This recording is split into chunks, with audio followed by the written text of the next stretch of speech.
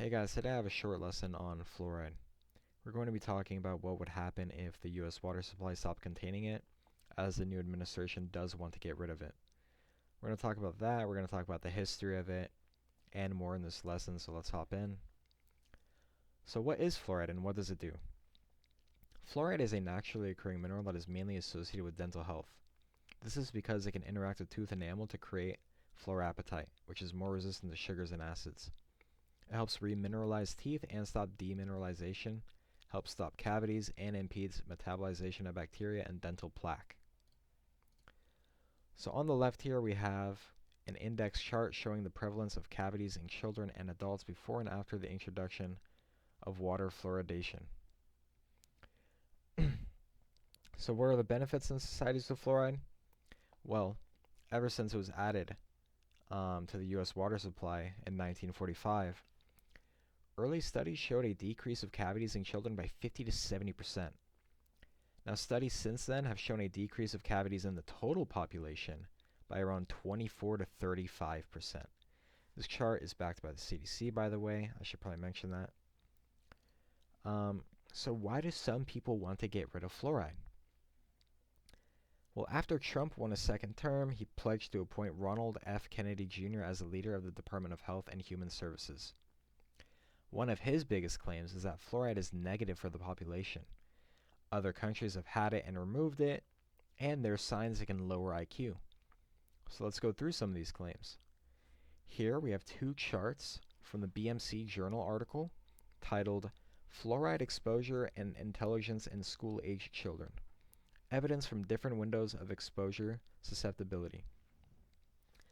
So here it shows quite clearly that an increase in fluoride lowers the IQ scores of school-aged children. But there's some problems with this study. You see, this entire article, where these charts are from, and many others like it that are touted as reasons that we should prevent fluoridization, often have very poor methodology, statistical weaknesses, and overall misinterpretations. The article was actually retracted because of things like this. For example, not using the proper established protocols for measuring the correlation between fluoride exposure and cognitive outcomes. It also lacked standardization, which made comparisons in the article unreliable. And there was a failure of controlling the data by measuring things such as confounding variables, like socioeconomic factors and nutritional status.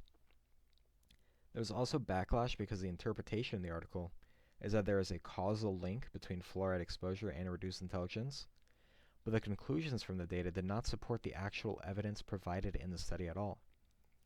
Because the article had so much backlash, the BMC Journal's reputation as a reputable scientific journal was questioned, and so after many peer reviews, the article was eventually taken down. So now it's time for some numbers. How much fluoride is in our water? Well, the amount of fluoride in the water in the US water supply is roughly 0.7 milligrams per liter, which is advised by the FDC. To put that into perspective, surface water, for example, found in lakes and rivers, back when literal cavemen were running around, ranged around a max of 0.3 milligrams per liter. So we have only roughly doubled our intake of fluoride, which might be a lot less than what you were led to believe. Speaking more on these statistics, even though there hasn't been a reputable and solid study on the link between IQ and fluoride, the studies that do reach the conclusion that fluoride and IQ are linked are measuring at levels up to 3 times what we actually ingest. The earliest signs of real potential effects are measured at around 1.7 milligrams per liter, which is over double what we currently ingest. So in conclusion, is fluoride good? Is it bad? What will actually happen to the US if the water supply doesn't contain it anymore? Well, in terms of reputable studies, fluoride has only been found to be good. Every society that has had a slow rate of tooth decay has some degree of fluoridization.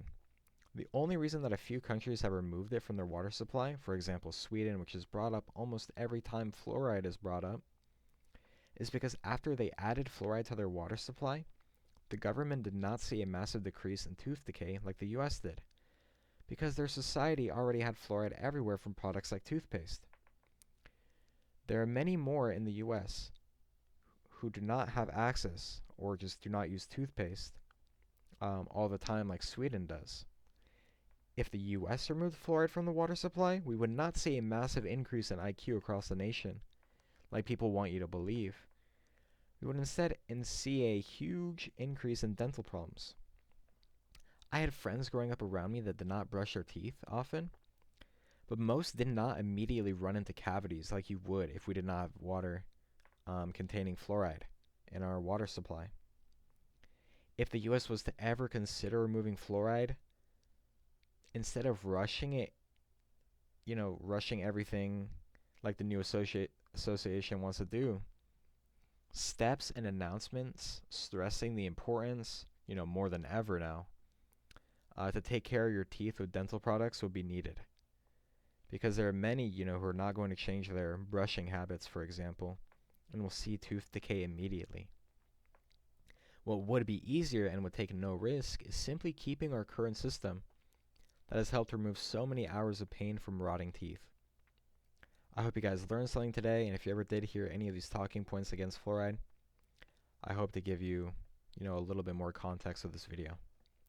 And I apologize, for all the misspeak. I've been in my room sitting all alone these days. I forgot how to talk a bit, so I hope you can forgive me. Hope you have a great day. Thank you and bye.